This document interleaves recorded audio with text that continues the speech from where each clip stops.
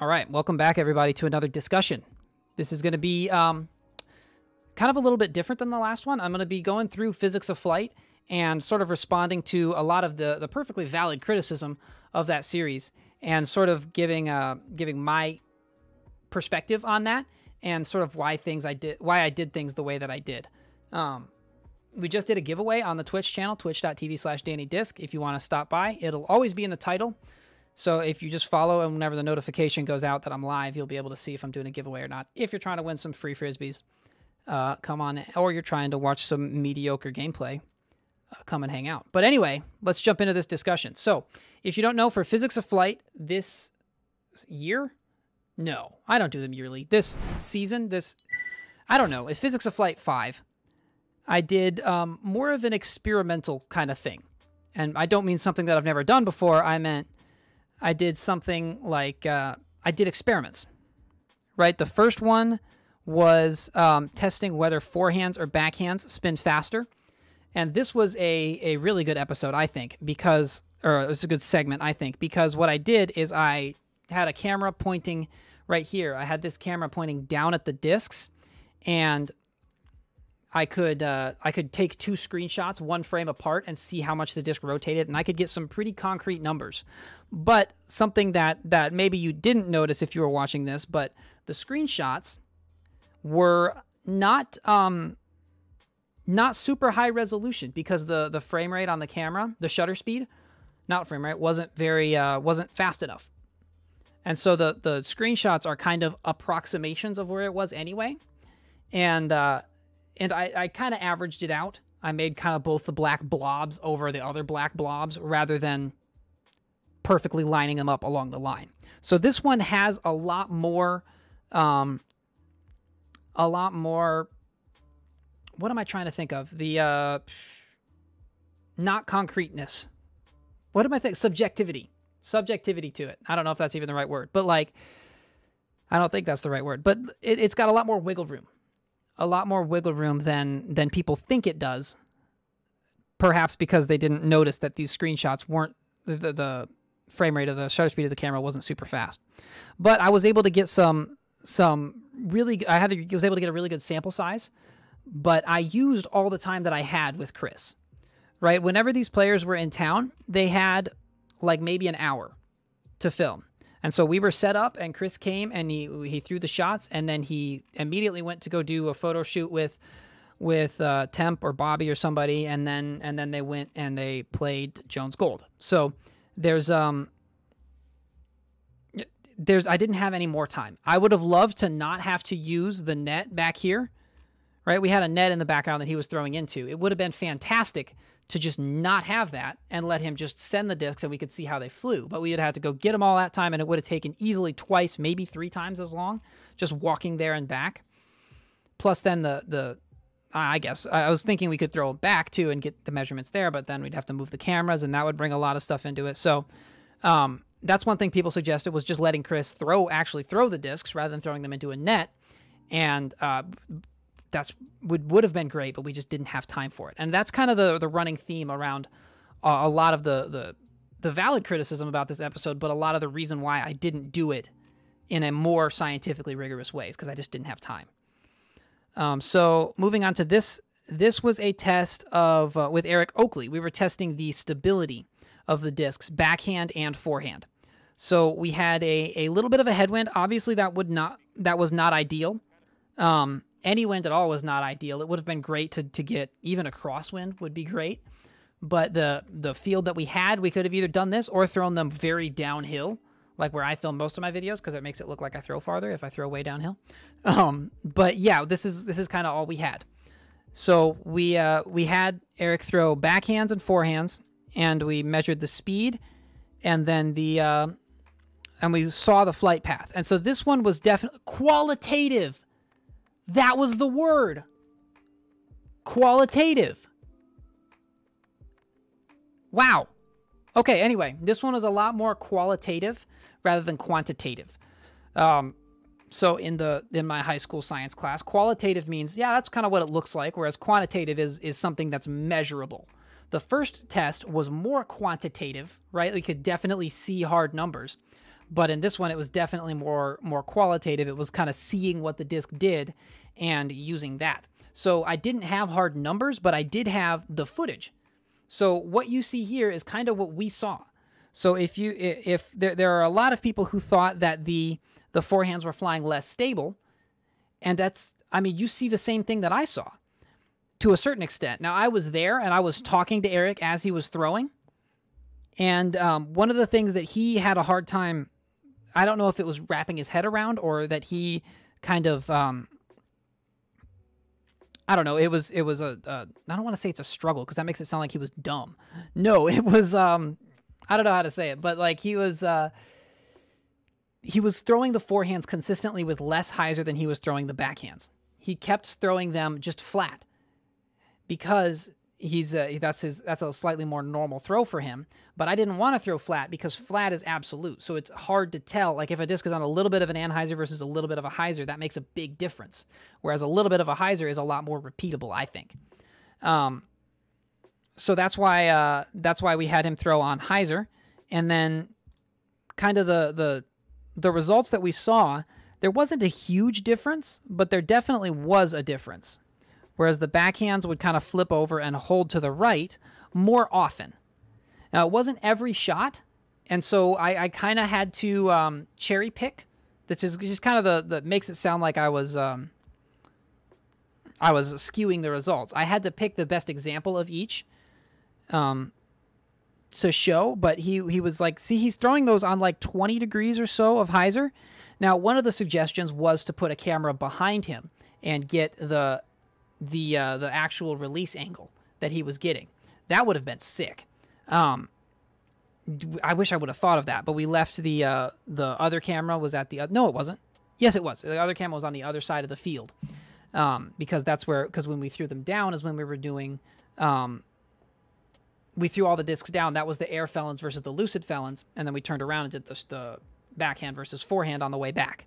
So Eric was throwing over and over and over and over again very quickly in a short amount of time, and part of that is why we had to keep the sample size as low as we did, because there wasn't he was just getting worn out. He wasn't able to keep up the same speed for that long.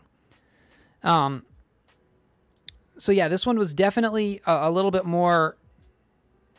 I think I would have liked to interview Eric more, kind of in the style that I did Eric McCabe's episode, the third episode. I think having a little bit more time to talk with him would have been great. There is a little bit of an interview at the end, but so there's the backhands, where like not all of them are flipping all the way over, right? But overwhelmingly they are flying less stable, I think.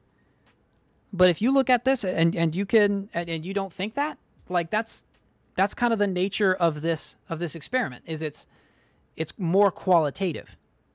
So if you think that for your game you throw them, you throw your forehands so that they turn more, that's your experience. These discs are the Sergeant. This is a new unreleased disc. So here, let me skip up to one of the arguments about throwing the forehands is the forehands were thrown with more of a nose up angle than the backhands. And I definitely think that the forehands were being thrown higher, but I don't think they were being thrown more nose up, because they were thrown upwards. Right, nose angle is always relative to the trajectory that it's flying on. So if the disc is flying upwards, even though the disc is nose up relative to the ground, it's still nose down relative to the direction it's flying. And that's what determines how it flies. Now, gravity will be slowing it down more if it flies a higher trajectory, which will make it fly a little bit more stable. But I don't think that the forehands were significantly higher than the backhands, because the backhands, for the most part, were getting up about this high. And I think the backhands would have held the anhyzer a little bit longer than the forehands. I definitely don't think they were flying nose up, also because the nose angle, a nose up angle, is going to make the disc fly a lot shorter, and it's going to make it stall out sooner, and so they wouldn't have gone as far. So I don't know if we put the results shot in here. Yeah. This is a this last shot here. This is the results. Those are the forehands and those are the backhands. So the backhands are going maybe 10, 15 feet farther, but not enough that the forehands would have been slowed down by a nose-up angle. I think that given that a lot of the backhands went just as high in the end as the forehands, not this one. This one was about the top of those cedar trees. Oh, that was a flat release too. The Sargent is, I think, a little bit more on the overstable side. So this disc was about, you know, the middle of that, the leaf cluster there. This one was about the middle of that leaf cluster there. This one was very high. And it still held to the right more than I think the forehand would. The Sargent's kind of similar to the Getaway, but I think it just fades a little bit less.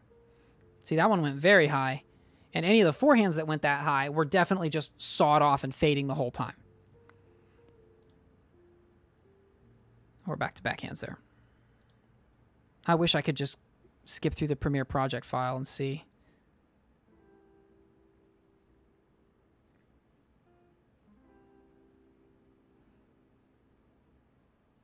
See, there that forehand was lower than the tops of the trees. So that's definitely nose down.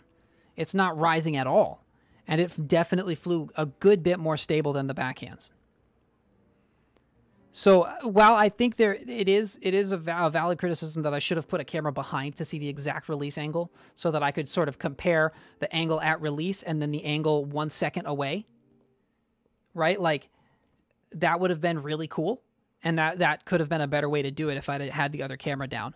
But given the amount of time that we had, because right after this, Eric went off. Like, we used all of the time, and he went and well, he played Jones Gold, but they barely finished that with any daylight. So there was just not enough time to really get a lot more throws. Or there might not have even been enough time to set up the other cameras all the way down here. Here you can see the felons that we used in the segment for the next video. Sorry, I'll get off this episode, but that was a lot of the criticism around this experiment in particular. And I think it's valid, but my response is that you saw the same throws that I did. Just because my conclusion is in a video doesn't mean that it's any righter than yours, right? If you watch the clips and you think that the forehands were flying less stable, or you think they would fly the same if they were thrown on the exact same angle and the exact same height, okay, like there's nothing wrong with that. I disagree, but that doesn't mean that I'm right, right? That's the nature of qualitative experiments. What do you guys think, chat? What we got? Somebody was asking about the Sargent, whether it's more stable or overstable. It's definitely towards the overstable side of just straight and stable.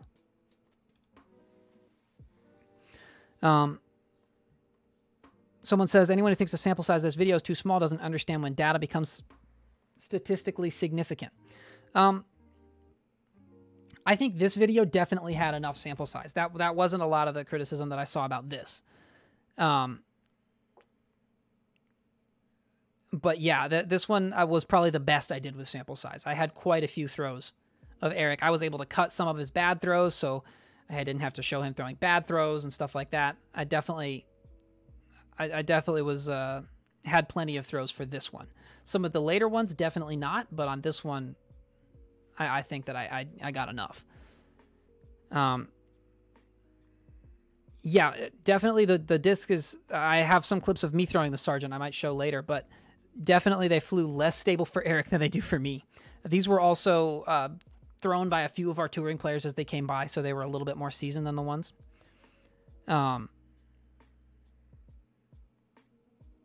You only need 38 places of pi to calculate the circumference of the known universe within the diameter of a hydrogen atom. I don't know why that's relevant. Maybe something about statistical significance, but that's over my head. All right, let's jump on to the second episode. I got to move a lot faster so the video doesn't take forever.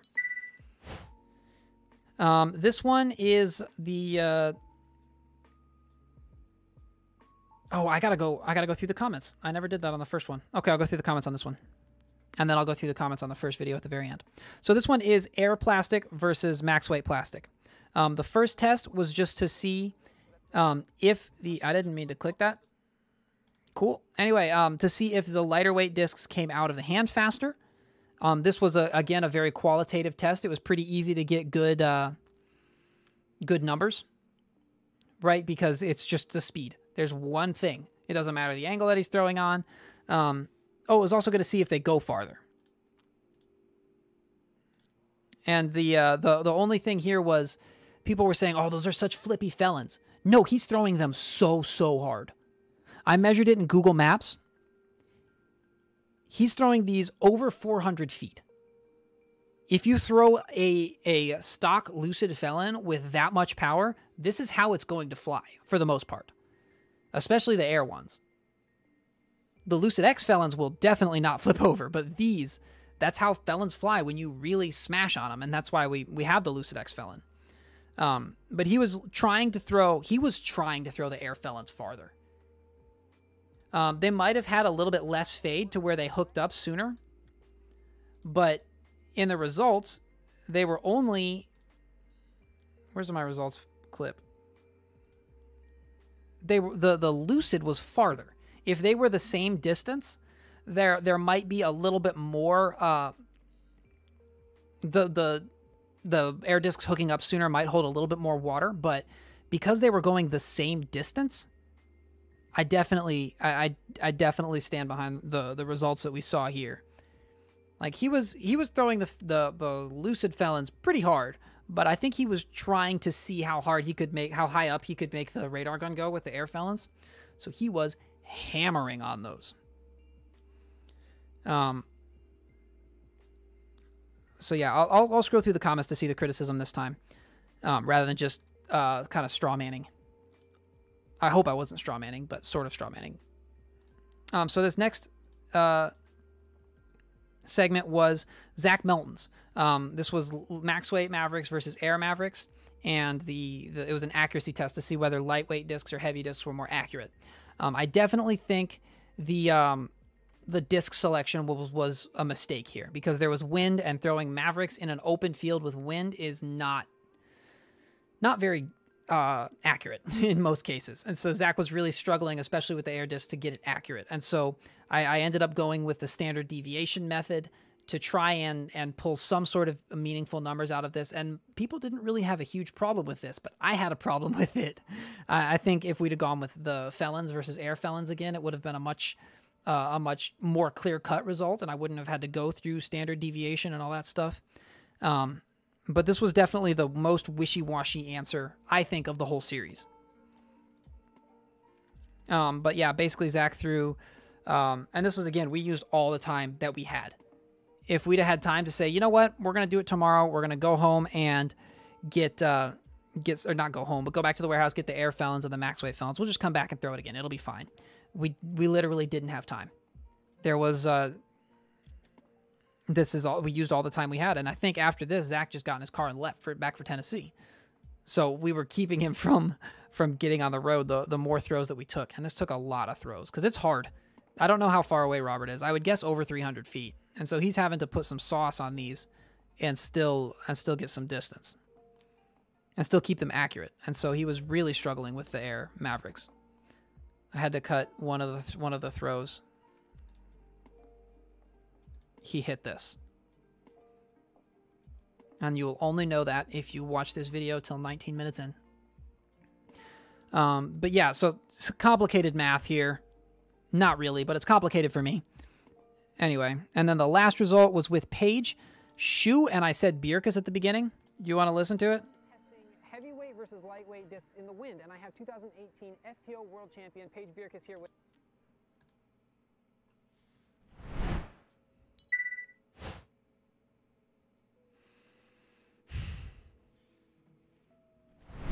All right, anyway, so this last test, this was very cold.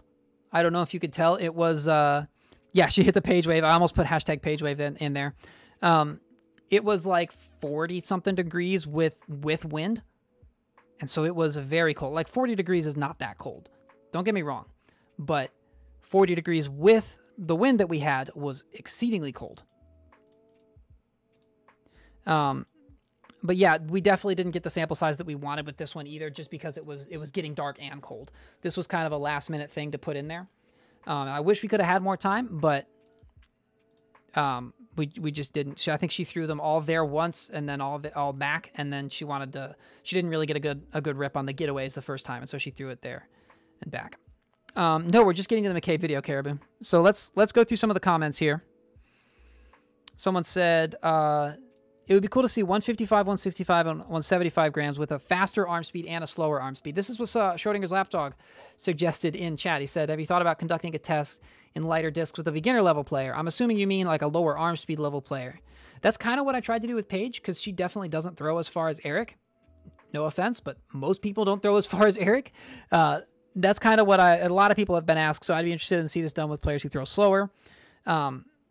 Definitely. And I think not necessarily what we showed, but what we talked about, what Eric and I talked about at the end of the segment with him, he said, we said that if you're having trouble getting a disc up to speed, up to the required speed to get it to fly, then definitely the lighter discs have a lot of benefit, because they'll let you get that extra release velocity, and that can actually end up with a lot more distance.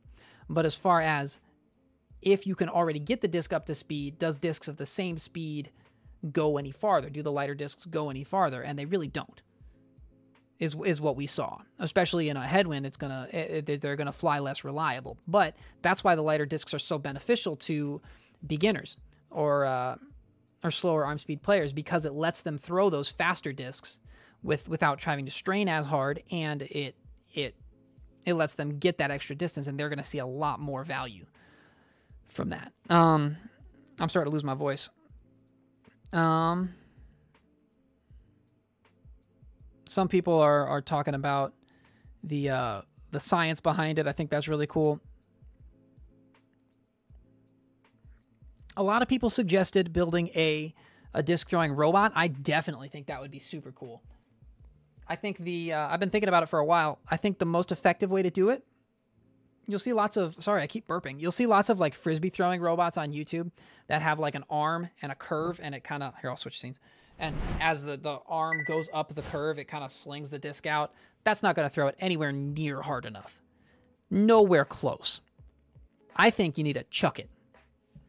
I don't know if you guys have ever seen a chuck it. I'm going to search it up here. A chuck it is this. It's basically an arm. I don't know what website I just clicked on, but here we go.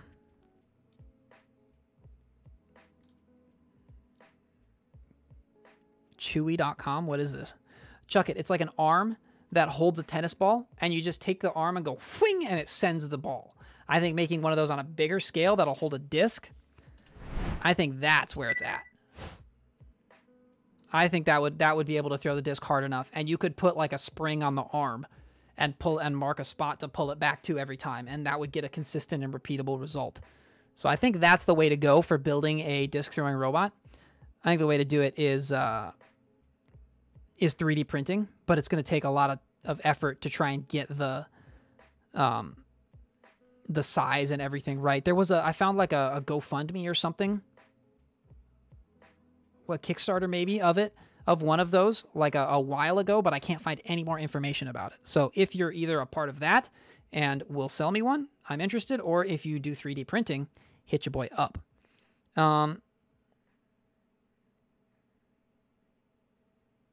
Someone says, sorry, we're still reading comments. Someone says, physics of flight, indeed. I knew you were way off when you laid out that bogus wiffle ball analogy. Okay. Someone calls you the Alton Brown of disc golf. Thank you. So this guy's talking about the pop of the release. I'm going to talk about that in my next video. It's going to be on grip. I would like to see the same test in calm winds. Dude, me too. This was the days that I had to work. It would have been great to throw with no wind, but in Kansas, especially in winter, that's definitely not going to happen. This guy's asking how much faster you need to throw a 13 speed versus a 12 speed. Definitely. I should have gone through and curated these.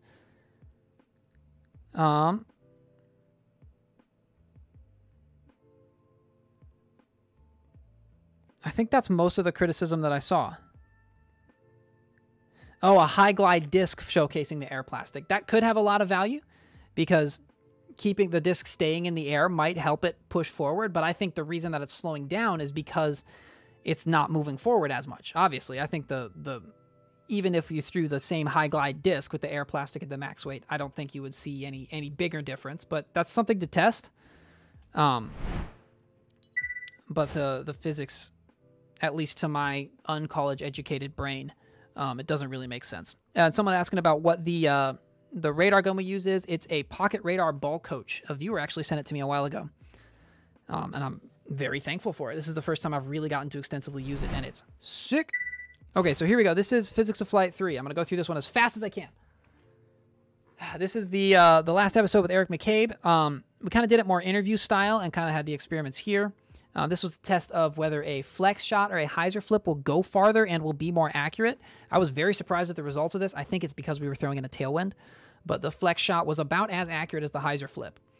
And the hyzer flip didn't come out any faster, which I also thought would happen because your weight's kind of more over your toes. And on the second test was whether a straight shot or a hyzer shot is more accurate. Now this one, I was kind of trying to lead EMAC towards the same conclusion that I had, and he kind of got there, but he took a different route. He was saying that the reason that his hyzers were more accurate were because he practices his hyzers more. I think that the reason that hyzers are more accurate is because they're on the same angle the whole time, and that's going to be a lot more consistent, even just because they're not going to flip. Anytime a disc flips, it might flip just a little bit more or a little bit less, or there's a lot more variability there, and throwing it just a little bit harder is going to make it turn just a little bit more, and if you just quite don't reach the amount of power that you need, it's not going to turn all the way. There's just a very small margin for error on a straight shot, but on a hyzer, if you throw it too hard, it's just going to go farther. It's still going to, it's not like you're usually using an overstable disc, so it's not like it's going to flip. Or if you just barely don't power it, it's just going to be short left, right? There's a much bigger margin of error for throwing a hyzer with an overstable disc as opposed to a straight shot with a straighter disc, a disc with a little bit less stability. Let's read through the comments a little bit. I'm a big fan of the commentary of talking in the field. Yeah, the wind sucked. Flex line is impossible to do in the woods. Yeah, I definitely think hyzer flips have a lot more value in the woods. Variations of grips on forehand and backhand throws. I'm going to do that on my channel in the future. I don't know there's enough content for an entire Physics of Flight video, but that's a great idea for a video. An episode on rollers. That would have been great to include in the Shot Shapes episode. That was one of like the third episodes I ever did. Might have been the second one. But yeah, that would have been really cool.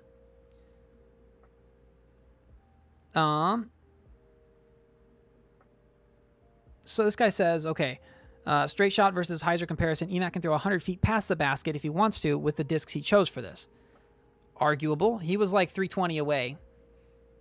I think he could maybe get it 50 feet past the basket. So it's like a comfortable throw. He wasn't smashing it.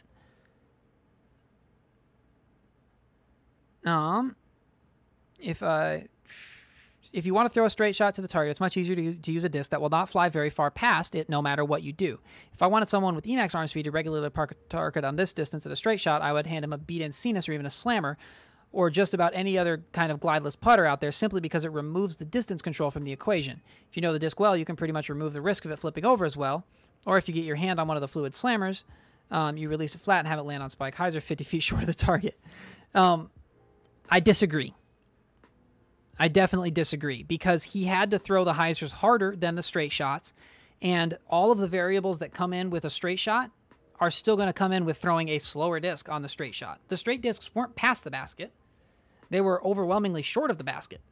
So it's not like it's not like he was... So you're saying if he disced down and he threw it just harder, that he wouldn't have as much struggles with the distance control. Well, if you disc down and throw harder, then you have a lot more angle problems, right? If you might flip it over, or you might saw it off, or something like that. If you're trying to throw harder, there's a lot more inconsistency there.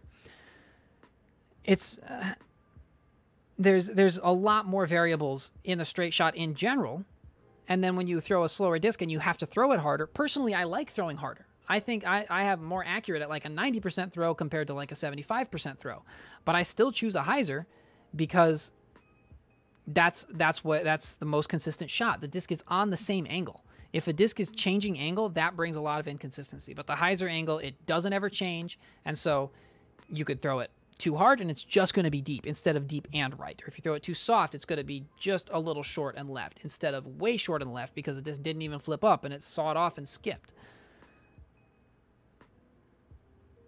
And every distance competition throw over 500 you've seen was on a Hyzer release. I don't remember seeing that. Someone's talking about rollers and Scoobies. Very much about what you're used to. That has a certain component to it, but I think if you can get used to throwing Hyzers, it's going to be more consistent.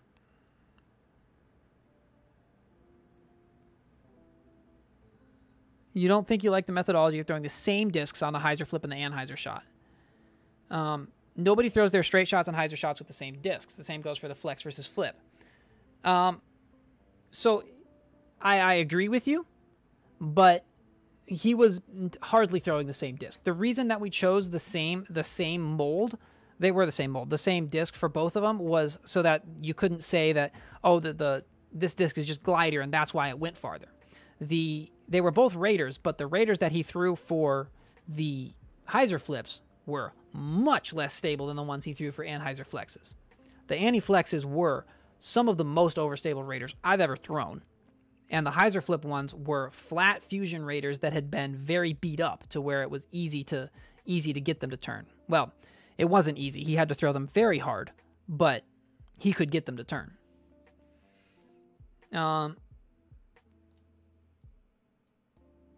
This guy's asking about throwing the miles per hour speed required to throw the required speeds, and definitely. So this guy says pretty meaningless test if his preference was throwing Hyzer. That was definitely something that I thought would factor in a lot more, but I think with the results that we got that contradicted what I expected, right? We ended up with the Anheuser flex was just as accurate as the Hyzer flip, and the Anheuser release was more powerful than the Hyzer flip. The only one that sort of backed up his thing was the Hyzer shot.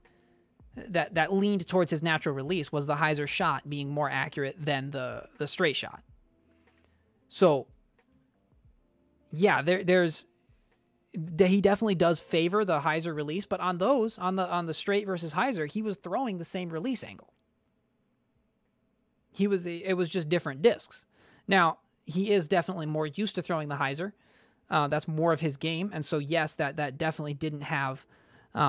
And I tried to bring that up in the thing and try and get him to elaborate on why the Hyzer is going to be more accurate, even if it's not your most accurate release. And he kind of just didn't agree with me, which is fine if you don't agree with me. But the reason that I think that the Hyzers were more accurate is because they were on the same angle. I've said that a few times, but I stand by the results. I think even if you're used to throwing straight shots, if you're used to not throwing on a Hyzer angle, if you go out and you throw 5 Hyzers and 5 straight shots, the Hyzers are going to be closer. But that's speculation. Honestly, that's the part that we couldn't really test. So I don't know if we got someone like AJ. AJ, I think, would be a great contender to try the straight shot versus the Hyzer shot. Because he tends to throw with a flat or an Anheuser release. Sorry, let's talk about the difference. Caribou says the margin for error is about the same. Underthrow the Hyzer and it hooks up early and goes left. Too hard and it flips up for a bit and goes deep. The difference with that is for the Hyzer, you're throwing an overstable disc compared to throwing a straighter disc.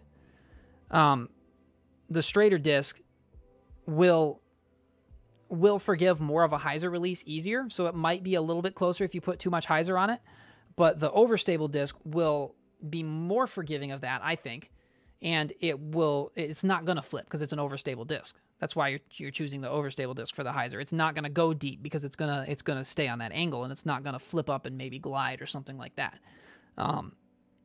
So because it's an overstable disc is another reason that it's the more consistent shot. Knowing your discs is very important. Being able to know what your game is and what your discs are going to do, I definitely think that has a lot of value. And so that's why if you're not used to throwing Hyzers on approaches, that's why I didn't say like go do that. You should throw Hyzers right now, otherwise you're gonna miss strokes. But I think working towards throwing Hyzers is going to be more consistent, because a mediocre Hyzer approach is going to be more consistent than a more practiced straight shot. Couldn't you throw the overstable disc flat and have less left to right to worry about? That wouldn't stay on the same angle. That would bring in a lot more inconsistency than throwing it on a Hyzer. Think about it. If you're throwing an approach shot, I have a disc here conveniently. It's a Sargent, dope. If you're throwing a Hyzer, for 90% of the flight, it's going to be on this angle. It's going to kind of dip down a little bit. Sorry, I'll do it at the camera. It's going to kind of dip down a little bit as it fades. But for the most part, it's going to be on the same Hyzer angle. Whereas if you're throwing a straight shot, imagine this is a straighter disc now, it's going to be changing angles a lot. And that's where the variability comes in. Because if it's on this angle and all of a sudden it hits a wind gust that's going 10 miles an hour faster than the rest of it, it's still on this angle. It's an overstable disc. It's going to be moving a lot slower relative to the ground all of a sudden, but it's still on this angle. Whereas a Hyzer flip, a straighter shot, right? If it starts to turn and then it hits a pocket of wind that goes 10 miles an hour, it's going to go over here. Or a crosswind. A lot of this has to do with wind, which is part of the bias of Livigan Emporia. A flat shot with an overstable disc, again, sorry, I was saying throwing on a Hyzer. A flat shot with an overstable disc, if it hits a pocket of wind that's going 10 miles an hour faster or something, and I'm just using that as an example. I mean, it could be misreading the wind and you throwing it incorrectly. It could be a tailwind. It could be anything, but any sort of change. If you throw it flat and then it hits that wind, it's going to fade later. And it's also going to slow down. Same disc on both releases. Verdict on Hyzer versus verdict flat. Yeah, definitely. It's not a matter of the disc flipping over. But usually a more overstable disc is going to be more accurate, and so you're going to want to throw it on a Hyzer. And a crosswind, a flat disc versus a Hyzer release is going to be much more consistent. Because if you have, for me, a left to right wind, it's going to be pushing into the top of the whole time, as opposed to kind of lifting it when it's flat, because it's going to get kind of that lift like a disc does when it's moving forward, or just nothing when it's flat, and then all of a sudden it's going to drop. Or if it's coming from the other side, it's going to do nothing or whatever, and then lift it as soon as it starts on Hyzer. Whereas if you started on a Hyzer and it holds the Hyzer, it's going to be the same, the wind's going to have the same effect on it the whole time. So if you threw the same disc, a verdict on a Hyzer versus a verdict flat, and like you were aiming right side of the basket trying to throw that approach shot, I think the Hyzer is going to be more consistent for that reason. Let's think about it if there was no wind, right? If I'm back in Little Rock, it's Burns Blue hole 4 or hole 5 second shot, mostly wide open.